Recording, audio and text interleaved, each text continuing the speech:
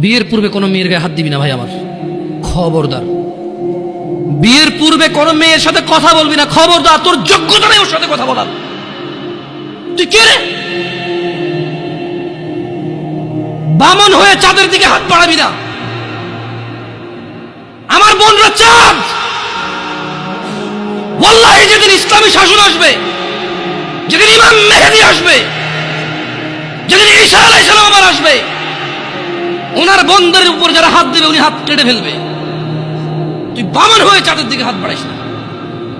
আমার বোনরা চাঁদ।